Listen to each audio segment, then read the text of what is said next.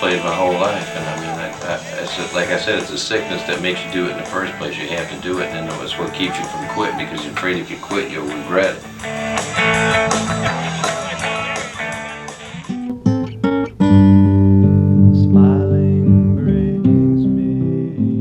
I first got a cheap acoustic guitar, Stella, and then I played on that, and that just didn't do the trick. It did okay in the bedroom, but I wanted it amplified.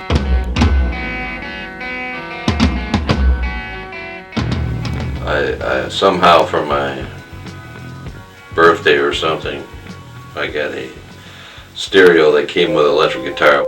I never really wanted to play alone, so that always sparked me to get either my brother or his friends or my friends involved in at least two of us playing together, and then hopefully expanding that to 3 or 4 to where we could have an ensemble, we can play the whole song. I would probably get these compliments that would probably snowball in my direction, would start the wheels turning, and people saying that you sound pretty good, man. You ought to be in a band. You experience this euphoria in your mind. It just makes it. It's like a music orgasm, which makes you feel like everything has a purpose. You're right there, right now, and if you could stay there, it would be great.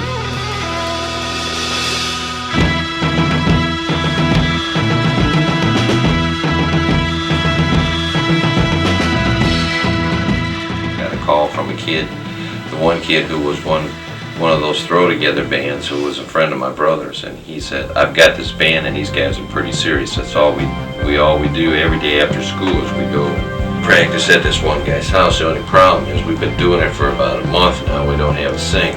You want to sing?"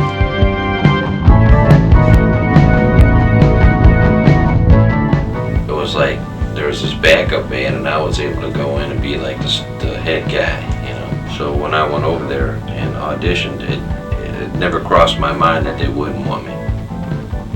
I figured I could get in there and kind of direct it. As soon as that started was when I realized that I had passion. I lost myself in the practicing and the music. We could start at 2 in the afternoon, and when we lifted our heads up to breathe, it could be 8 o'clock at night.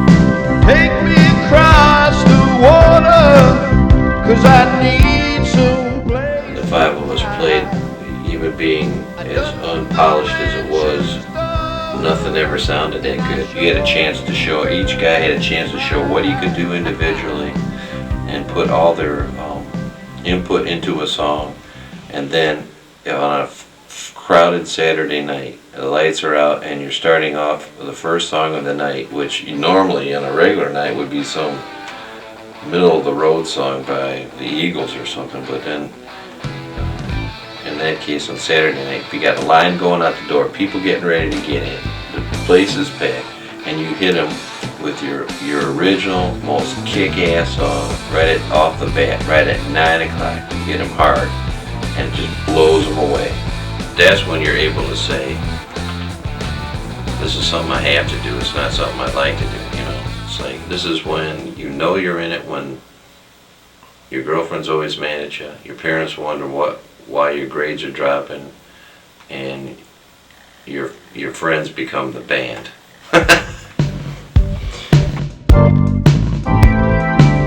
We decided that since we were taking our our show on the road into Canada, to stay there for a stint and really make it hot by the time we brought it back to where all our friends would see it, you know. We just thought we'd stay on the road, and that's kind of how the term transport came on. We'd be always transporting around to different places before we came back. When we played in Canada, it was on the one sense we all got along, because it was like we were on a ball team and we were winning all the time. We were in first place, you know.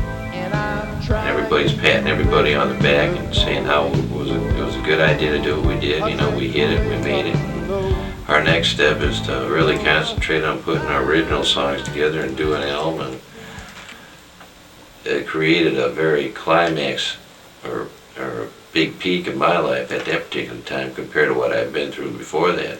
Looking back on it now, you can see you got nowhere to go but downhill from that. I think everybody in the band, when you have some success, you start to think that the success has a lot to do with you. I was always the pivot person, and when I decided I didn't want that job anymore is when the band fell apart. Some moonlight seems to shine on your blush. It's funny how the way you feel about your self-esteem in a band does not really have anything to do with practicing and forming bands and stuff. It's really more directed more towards when you start playing out a lot by the feedback you get from the crowds. And it really doesn't even have anything. It's not even an issue if you're in a band and the band votes to kick you out, because you could just write it off as being, well, I never liked them anyway,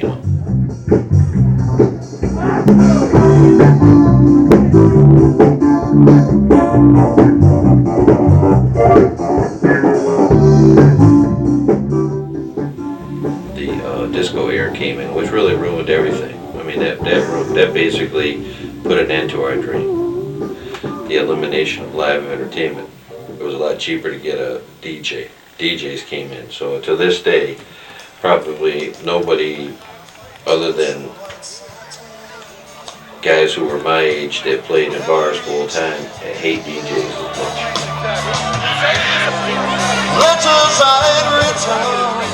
The agent asked the rock band that we were in that he could make us twice as much money and put us into the hotel room, which we would get better rooms to stay in, like the Hyatts and the Hiltons and stuff, if we had our hairstyle and started dressing alike. And we said okay.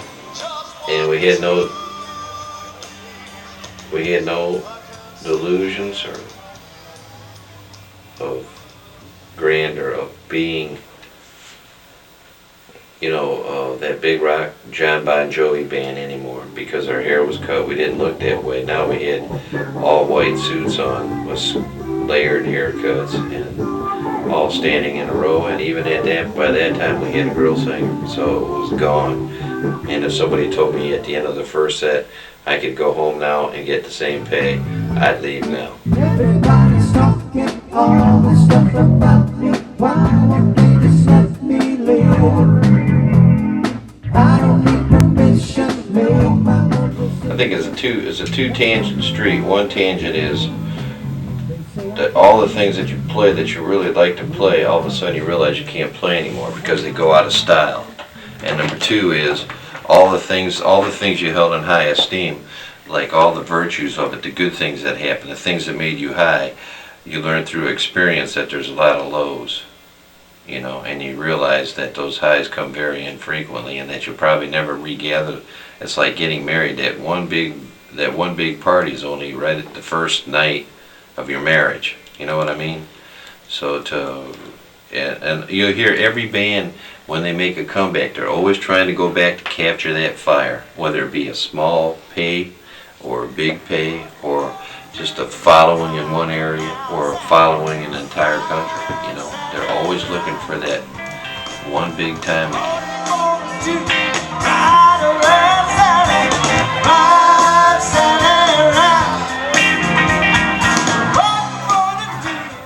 I can honestly say, for somebody who's studying something in college, that to have a passion for something and to be able to do something you love and get paid for doing something you love, there's nothing else comparable to it.